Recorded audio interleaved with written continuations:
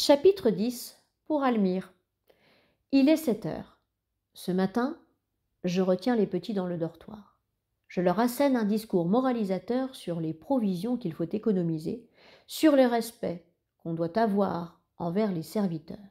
Je les menace des pires châtiments, du retour du frigo, de coups donnés en public si leur attitude n'évolue pas dans le bon sens. Je leur présente aussi le programme de la journée. Du sport, des travaux ménagers avec les serviteurs, mais également des cours sans sujet défini où ils pourront poser toutes les questions qu'ils voudront. Toutes les questions qu'on voudra, insiste un bleu clair qui n'en revient pas. Oui, toutes. Leur curiosité est piquée. L'animosité, voire l'agressivité qu'on pouvait ressentir hier soir, semble avoir disparu.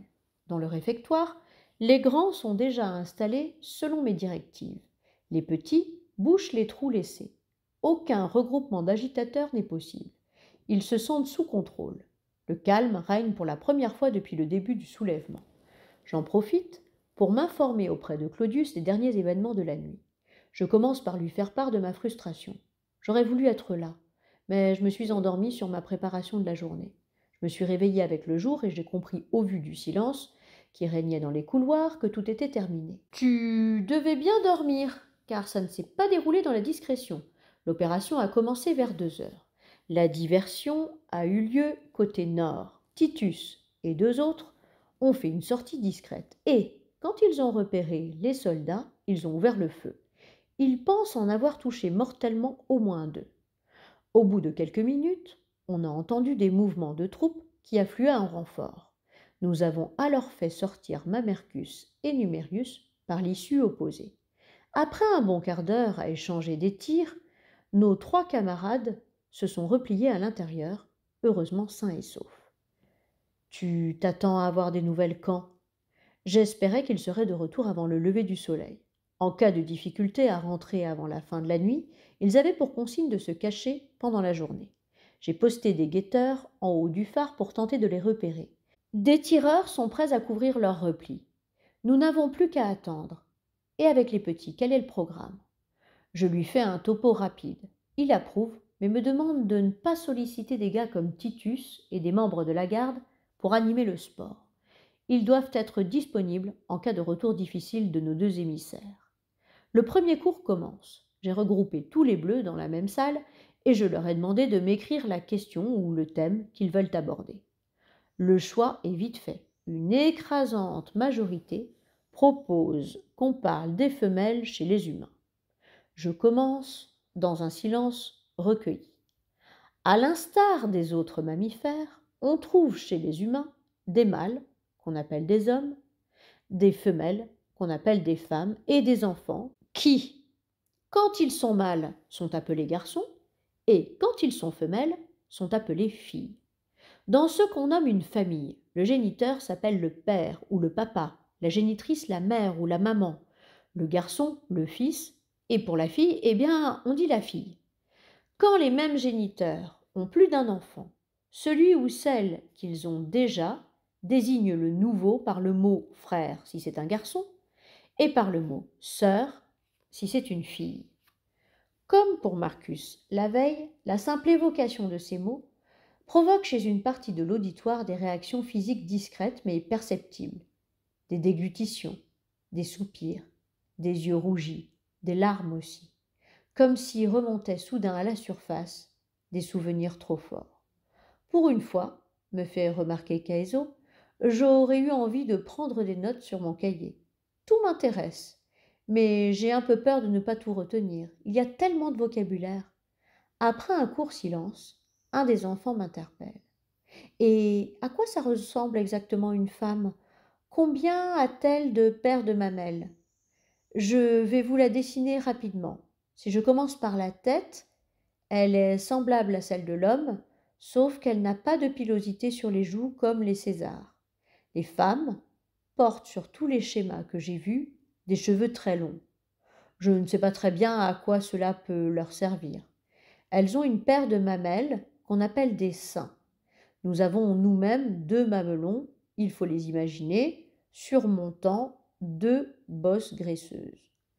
C'est gros comment? Il semblerait qu'il y ait des tailles et même des formes assez variées. Je montrerai en fin de cours, si vous êtes sage, les différents dessins que j'ai trouvés. Les hanches sont plus larges que celles des hommes, car c'est à ce niveau que l'enfant se développe après la fécondation. Le débat continue ainsi dans une ambiance chaleureuse. Les questions se font plus techniques. Durée de la gestation et durée du sevrage. Nombre d'enfants par portée. J'essaie à chaque fois d'être précis et d'apporter le vocabulaire spécifique pour les humains, ce qui m'oblige à relire sans cesse mes notes. Métaux, interroge Gaëzo. Est-ce que tu sais si, parmi nous, il y en a qui sont frères? Moi, je crois que Décimus est mon frère. On se ressemble et on pense souvent pareil. Je ne peux pas te répondre. Il doit y avoir quelque part dans la maison des archives qui pourraient nous renseigner sur nos origines, mais on ne les a pas encore trouvées. Est-ce que, à mon stade de développement, je pourrais être un géniteur? Pourquoi tu demandes ça? Il n'y a pas de fille pour t'accoupler, répond un gamin qui se cache derrière son voisin. Quelques enfants partent d'un grand éclat de rire. J'attends qu'ils se calment. La puberté, c'est-à-dire la période où on passe de l'état d'enfant à celui d'adulte, a lieu entre 13 et 15 ans chez les garçons. Le problème, c'est que nous ne connaissons ici que le nombre d'années que nous avons vécues depuis notre arrivée, pas le nombre de celles vécues avant. Pour être simple, je te dirais que tu es trop jeune pour être papa. Il y a des signes associés à la puberté, poils sous les bras, sur le menton, par exemple, que tu n'as pas. Toi, tu pourrais alors? Il semble que oui. J'ai déterminé que j'avais sans doute à peu près 14 ans. D'autres enfants lèvent la main pour poser des questions, mais nous devons nous arrêter. On doit passer à la suite du programme. Demain, je vous promets qu'on pourra recommencer. Allez, une dernière, Métaux, s'il te plaît. J'aperçois Claudius qui patiente dans le couloir. Il me fait signe de sortir. Demain, je vous le promets. Attendez 2 minutes, je reviens. Je sors de la salle. Mon ami semble préoccupé. Tu as des nouvelles de Numérius et Mamercus? Aucune. Aucun signe. Tout est très calme. Je ne sais pas quoi penser. Titus a proposé de partir à leur recherche avec Octavius. Je m'y suis opposé. Je ne veux pas risquer de les perdre à leur tour. Toi, quel est ton avis? Tu as raison. Dis-lui d'attendre jusqu'à la nuit. Nous prendrons la décision ensemble.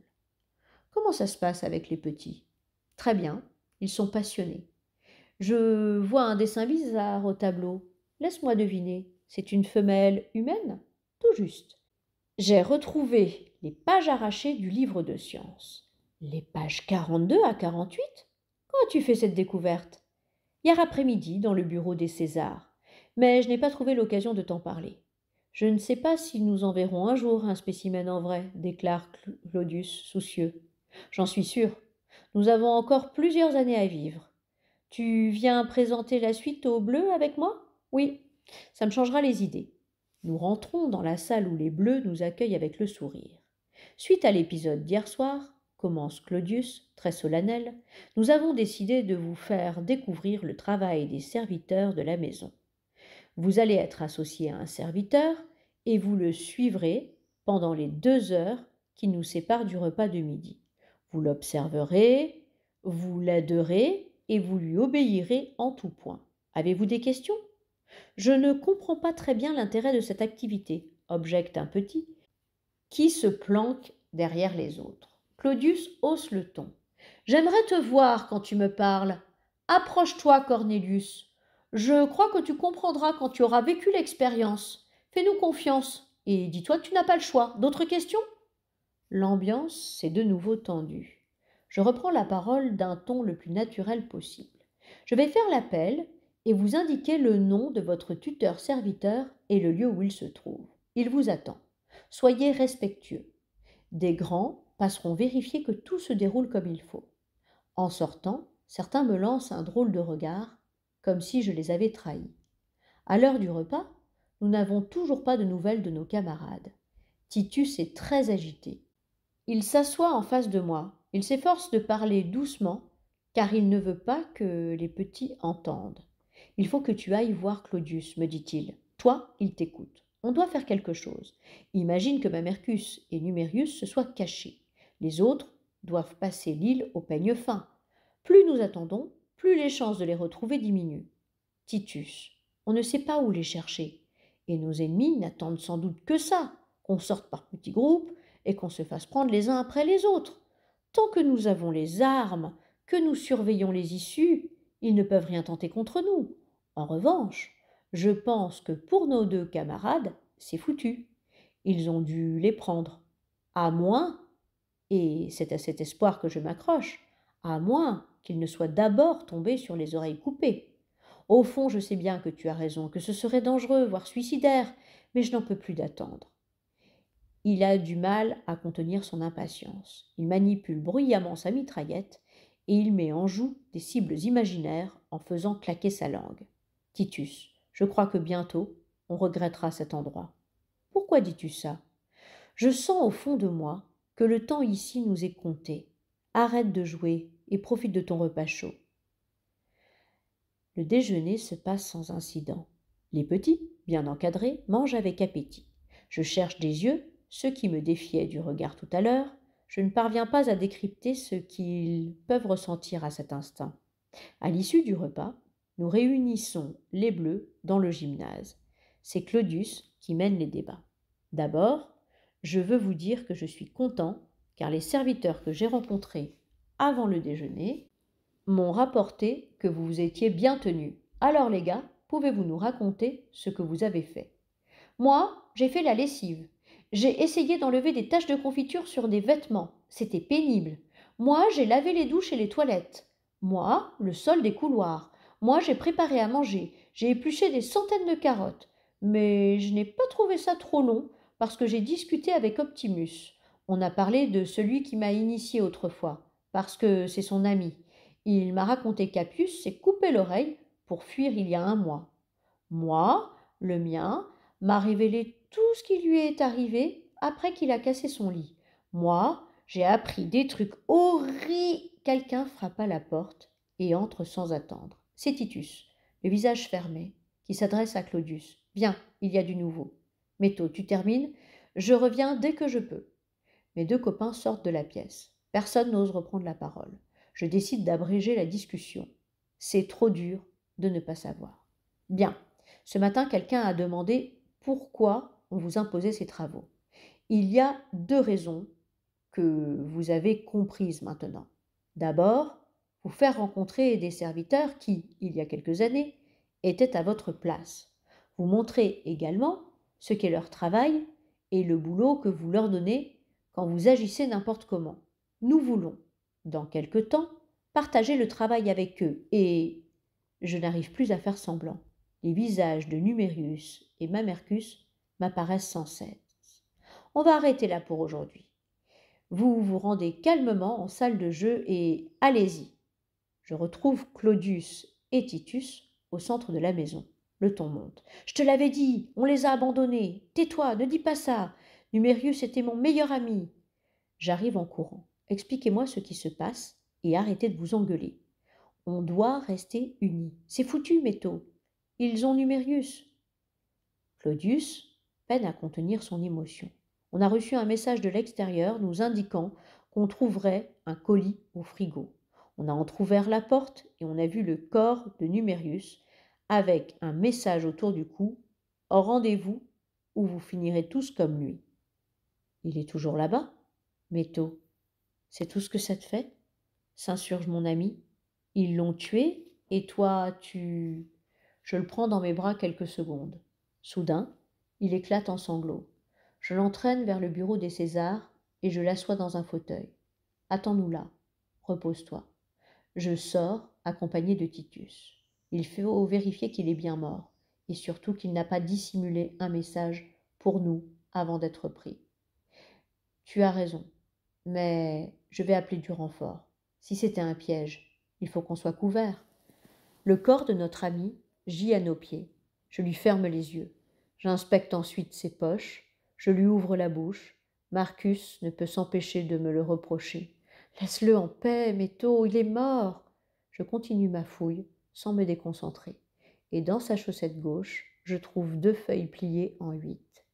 Ce n'est pas l'ultime message de Numérius, c'est une missive de Romu. Elle m'est adressée. J'entreprends de la lire à haute voix. Métaux, c'est bien moi. Fais-moi confiance. Pour ce message, je suis absolument sûre qu'il ne se doute de rien. Si on se rencontre un jour, je t'expliquerai pourquoi. La feuille qui suit te donne la liste de ceux qui seront exécutés après l'assaut. Tous ceux qui s'y trouvent doivent fuir la maison avant ce soir minuit. C'est l'heure actuellement retenue pour l'intervention. Mais ne tardez pas trop, car elle peut être avancée. Les soldats seront de retour sur l'île d'un moment à l'autre. Ce sont eux qu'on attend pour passer à l'attaque. Il existe un tunnel qui peut vous permettre de rejoindre le sud de l'île, zone non contrôlée par les troupes de mon père. On y accède par le débarras, porte 101. À l'intérieur, tourne le clou auquel est suspendu le balai pour ouvrir l'entrée du passage. Un long escalier vous conduira en dehors de la maison. À la sortie du tunnel, suivez le chemin tout droit. À 200 mètres, sur la gauche du sentier, se trouve un poste de garde que vous devrez neutraliser avant de passer. Il faut à tout prix éviter que l'alerte ne soit donnée. Bonne chance, Romu. Mes copains se jettent sur la liste. Ils trouvent tous leurs noms. Marcus ne peut retenir ses larmes. Nous partons retrouver Claudius. Il est étrangement calme. Il parcourt rapidement la liste et déclare : tous les rouges et les violets et tous les serviteurs. Ils ne font pas dans le détail. Alors, vous en pensez quoi ? Mes copains se tournent vers moi. Ils savent déjà ce que je vais dire. Ce n'est pas un piège. Romu ne m'a jamais trahi. La fuite nous permettra de bien montrer que nous seuls sommes responsables, que les petits n'ont fait que nous obéir. En ne les mêlant pas à une résistance, de toute façon inutile, nous augmentons les chances qu'ils soient épargnés. Et comme nous partons avec les armes et que quelques-uns d'entre nous sauveront sans doute leur peau, peut-être pourrons-nous même revenir un jour libérer les Bleus. Mes copains semblent abattus et personne ne songe à discuter.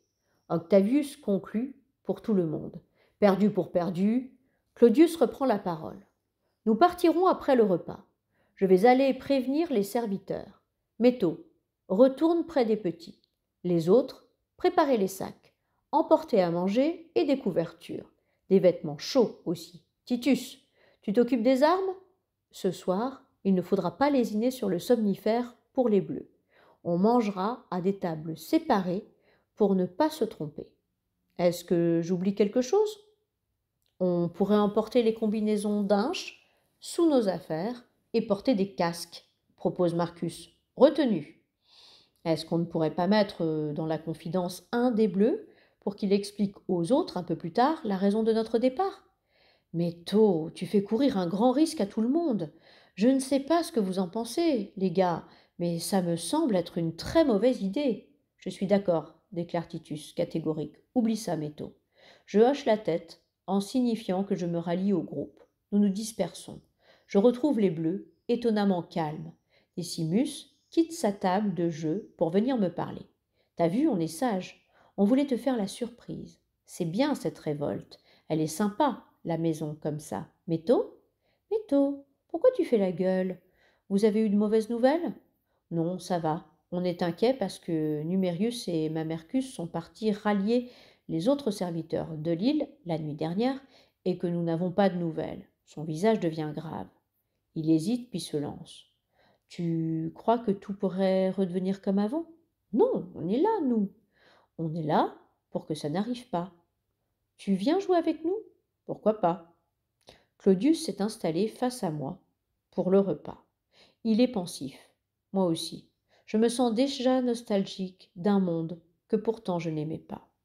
Des choses vont me manquer quand même. Les parties d'Inch, par exemple, ou les conversations clandestines, le soir, avant de dormir. J'ai l'impression de n'en avoir pas assez profité. Une page se tourne définitivement. J'ai peur aussi que mes amis meurent ce soir. Tous ceux qui me font confiance vont peut-être tomber dans un piège. Je pense à Claudius qui est à l'origine de cette révolte, qui l'a provoquée pour sauver son ami Numérius, mort aujourd'hui.